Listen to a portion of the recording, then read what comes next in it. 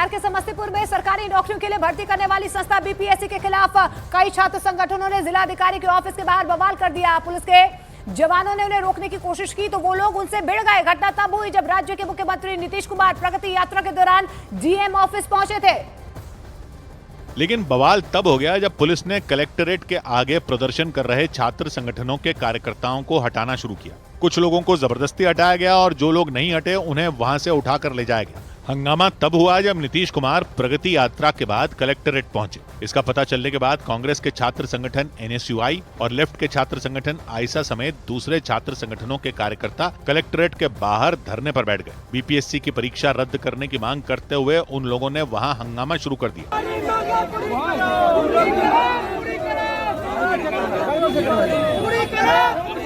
हंगामा बढ़ता देख पुलिस ने उन्हें समझाने की कोशिश की और जब वो नहीं माने तो उन्हें जबरन हटाना शुरू किया गया। इसके बाद प्रदर्शन कर रहे लोग सड़क पर ही लेट गए। इस पर पुलिस के जवान प्रदर्शन कर रहे लोगों को हाथों और पैरों से उठाकर वहां से हटाने में जुट गए। छात्रों को जो कुचलने के काम किए हैं, जो बीपीएससी के छात्रों पर लगातार लाठीचार्ज करने का काम किए हैं, ये नहीं चलेगा। प्रदर्शन कर रहे छात्र संगठन के कुछ कार्यकर्ताओं को पुलिस की वैन में तो कुछ लोगों को कारों में भरकर वहां से ले जाया गया। इस दौरान वहां काफी देर तक अफरा तफरी मची रही, जिससे वहां जैम जैसे हालात बन गए।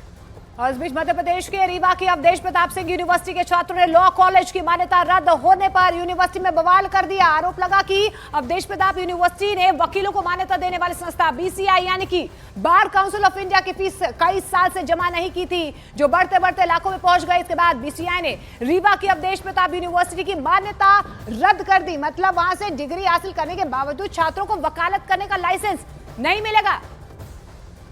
और इसी बात पर रीवा की अवधेश प्रताप सिंह यूनिवर्सिटी के छात्र भड़क गए। उन्होंने यूनिवर्सिटी के कुलपति और लॉ कॉलेज के एचओडी के खिलाफ बड़ा आंदोलन छेड़ दिया। सैकड़ों की तादाद में छात्र एचओडी के दफ्तर के आगे जमा हो गए। छात्रों ने आरोप लगाया कि अवधेश प्रताप सिंह यूनिवर्सिटी ने वकीलों को मान्यता देने वाली संस्था बीसीआई यानी बार काउंसिल ऑफ इंडिया की फीस कई साल से जमा नहीं की, जिसकी वजह से बीसीआई ने यूनिवर्सिटी की मान्यता रद्द कर दी। के द्वारा बीसीआई की जो फीस होती है वो लगातार कई वर्षों से उसका भुगतान नहीं किया गया है, जिसके कारण बीसीआई ने छात्रों को मान्यता देने से मना कर दिया। हंगामा इसलिए मचा क्योंकि ये कोई छोटी मोटी रकम नहीं थी। यूनिवर्सिटी ने खुद ये बात मानी कि बीसीआई ने उन्हें 31 लाख रुपए की फीस बकाया होने का नोटिस भेजा। 31 लाख रुपए विश्वविद्यालय जमा करेगा तो उसकी और मान्यता मिलेगी। इसका सीधा मतलब ये हुआ कि जब तक अवधेश प्रताप सिंह यूनिवर्सिटी बीसीआई की बकाया फीस जमा नहीं करती, उसकी मान्यता बहाल नहीं की जाएगी। मतलब उस यूनिवर्सिटी में जो छात्र पिछले 4-5 साल से पढ़ रहे थे या जो अब भी पढ़ रहे हैं, उनकी वकालत की डिग्री महज एक कागज होगी, क्योंकि उसे बार काउंसिल ऑफ इंडिया मान्यता नहीं देगी। इधर उत्तर प्रदेश की राजधानी लखनऊ में एक बर्थडे पार्टी के दौरान सड़क पर हुड़दंग मचाना कुछ लड़कों के लिए भारी पड़ गया। जानकारी के मुताबिक पुलिस ने उनके खिलाफ एक्शन ले लिया है। लखनऊ के भीड़ भाड़ वाले एक चौराहे पर करीब 50 गाड़ियों के साथ 80 से ज्यादा लड़कों ने जन्मदिन का जश्न मनाया। आरोप लगा कि उन्होंने वहां पर बीच सड़क पर न सिर्फ हंगामा किया बल्कि हवा में गोलियां भी चलाई और इसकी वजह से पूरे इलाके में दहशत फैल गई। बर्थडे पार्टी के नाम पर नियमों को ताक पर रख दिया गया। तेज संगीत की आवाज के साथ लड़कों की भीड़ सड़क पर हर तरफ नाचती कूदती नजर आई। इस दौरान रास्ते के किनारे करीब 50 गाड़ियों का काफिला दिखाई दिया। जश्न की शुरुआत केक काटने से हुई। एक गाड़ी के बोनेट पर रखकर कई केक काटे गए। इसी के बाद नाच गाना शुरू हो गया। जन्मदिन के जश्न में झूमते लड़कों को इतना भी याद नहीं रहा कि उनकी वजह से वहां लोगों का आना जाना मुश्किल हो गया। हैरान कर देने वाला मामला लखनऊ के मणियाव थाना क्षेत्र का रहा। वहां बर्थडे मनाने के दौरान जमकर बवाल किया गया। यही नहीं, आरोप लगा कि जश्न के दौरान कुछ लड़कों ने फायरिंग भी की थी। इसकी जानकारी मिलते ही पुलिस फौरन एक्शन में आ गई। उसने 2 आरोपियों को गिरफ्तार कर लिया और बाकी लोगों की तलाश तेज कर दी। और इस बीच उत्तर प्रदेश के बहराइच में जैम की समस्या इस हद तक बढ़ गई कि पुलिस और नगर पालिका की टीम को बुलडोजर चलाना पड़ गया। प्रशासन ने बुलडोजर चलाकर करीब 1 किलोमीटर के दायरे में बनी 100 दुकानों के आगे से हिस्सा को जो तोड़ दिया। जो आगे का हिस्सा था, प्रशासन के मुताबिक वो हिस्से अतिक्रमण करके बनाए गए थे और पुलिस और नगर पालिका की टीम ने उन्हीं हिस्सों पर बुलडोजर चलाया और एक के बाद एक कई दुकानों का आगे का हिस्सा तोड़ दिया। अतिक्रमण हटाने के लिए बुलडोजर चलाने का फैसला सड़क पर लगने वाले जैम की वजह से लिया गया, क्योंकि बहराइच के जिघा घाट से छावनी चौराहे के बीच जैम की समस्या बढ़ गई और इसीलिए नगर पालिका के कर्मचारियों और पुलिस की टीम ने जिघा घाट से छावनी चौराहे के बीच बनी 100 दुकानों का आगे का हिस्सा तोड़ दिया। इस दौरान कुछ दुकानदारों ने पुलिस को रोकना भी चाहा, लेकिन बात नहीं बनी और बुलडोजर ने एक के बाद एक 100 दुकानों का आगे का हिस्सा मलबे के ढेर में बदल दिया। यही नहीं, सड़क के किनारे गिरी गिट्टियों को भी नहीं छोड़ा गया, उन्हें भी नगर पालिका के कर्मचारियों ने जब्त कर लिया। बताया गया कि प्रशासन की सख्ती की एक बड़ी वजह प्रयागराज में चल रहा महाकुंभ भी है, क्योंकि वहां जाने के लिए लोग जिघा घाट से छावनी चौराहे का रास्ता ही अपनाते हैं, लेकिन वो अतिक्रमण की वजह से घंटों तक जैम में फंसे रह जाते हैं। इसी परेशानी को दूर करने के लिए सड़क से अतिक्रमण हटाया गया और वहां पड़ी गिट्टियों को भी नगर पालिका की गाड़ी में भर दिया गया। उधर राजस्थान के हनुमानगढ़ में सरकारी योजना के तहत छात्राओं को स्कूटर दिए जाने के दौरान लापरवाही के आरोपों ने हड़कंप मचा दिया। वहां पर 12वीं पास छात्राओं को स्कूटर तो दे दिया गया, लेकिन आरोप लगा कि स्कूटर्स की टंकियों में पेट्रोल की एक भी बूंद नहीं डाली गई, जबकि नियमों के मुताबिक हर स्कूटर में 2 लीटर पेट्रोल होना चाहिए था। लेकिन जब बिना पेट्रोल के स्कूटर मिले तो कुछ छात्राएं पैदल ही उन्हें लेकर जाती दिखी। वो स्कूटर राजस्थान सरकार की कालीबाई भील मेधावी छात्रा स्कूटी योजना के तहत बांटे गए। छात्राओं ने आरोप लगाया कि अधिकारियों ने स्कूटर में पेट्रोल डलवाने के लिए उनसे 100 रुपए मांगे। दावा किया गया कि पैसे नहीं देने पर छात्राओं को बिना पेट्रोल के ही स्कूटर थमा दिए गए। यही नहीं, बताया गया कि उनमें पेट्रोल पंप तक जाने का भी तेल नहीं डाला गया।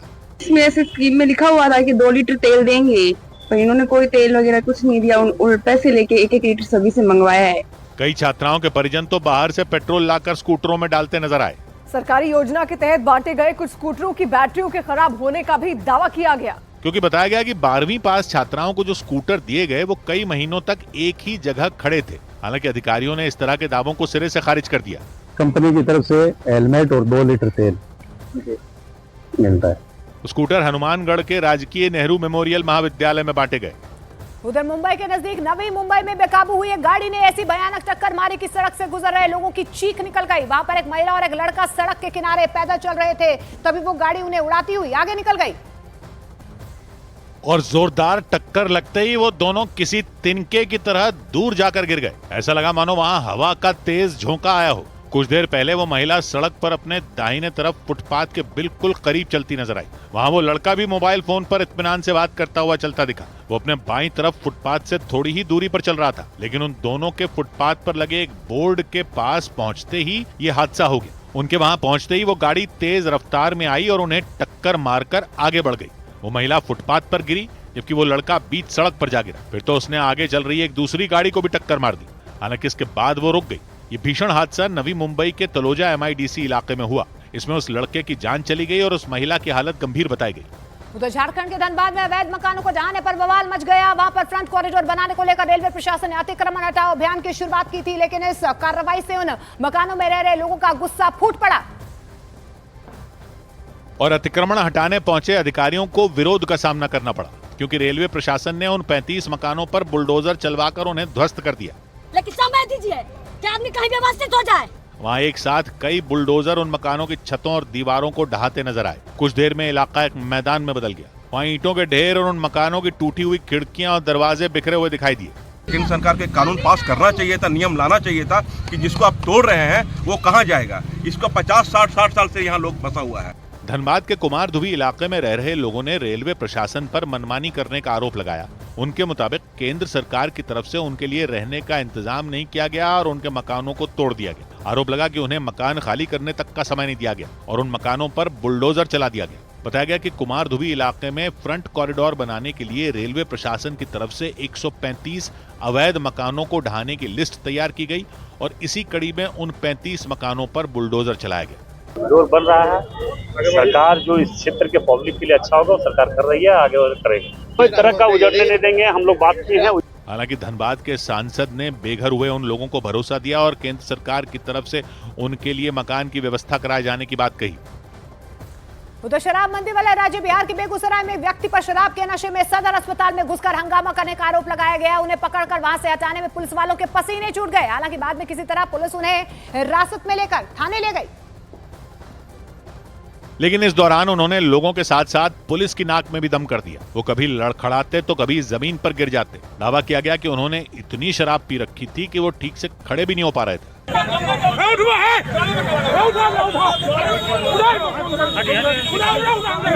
यह हंगामा बेगूसराय के सदर अस्पताल में हुआ।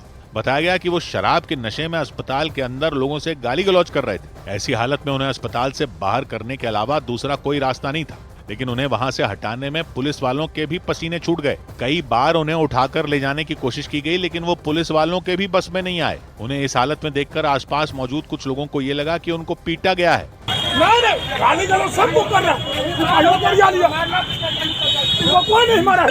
बाद में किसी तरह उन्हें उठाकर थाने तक पहुंचाया गया। और इस बीच उत्तर प्रदेश के गाजीपुर में उस वक्त हड़कंप मच गया जब वहां पर 8 से 10 दबंगों ने एक मकान में घुसकर मारपीट और तोड़फोड़ शुरू कर दी। जिस मकान पर हमला किया गया वहां पर एक रोज पहले 13वीं का कार्यक्रम हुआ। आरोप लगा कि एक आदमी ने उस कार्यक्रम के दौरान शराब पीकर हंगामा किया था। हालांकि लोगों के विरोध के बाद वो वहां से चला गया था, लेकिन इसके अगले ही दिन वो अपने 8 से 10 साथियों के साथ उस मकान में घुस गया और वहां रहने वाले परिवार की पिटाई कर दी। दबंगों के मकान के अंदर जाते ही वहां चीख पुकार मच गई।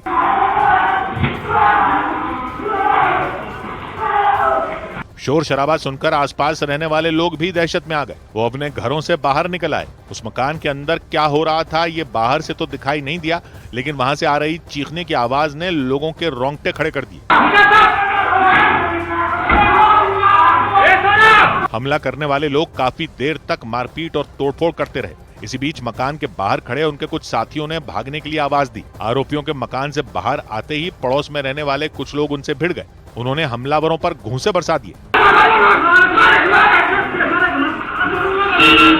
खौफ से भर देने वाली घटना गाजीपुर के करंडा थाना क्षेत्र की रही। वहां आनापुर नाम के गांव में रहने वाले ब्रिजभान यादव ने अपने गांव के ही कुछ दबंगों पर घर में घुसकर मारपीट और तोड़फोड़ करने का आरोप लगाया। तोड़-ताड़ दिए हैं, सारी चीजें को नुकसान किए हैं सर बहुत। पीड़ित परिवार ने फरार आरोपियों के खिलाफ केस दर्ज करा दिया।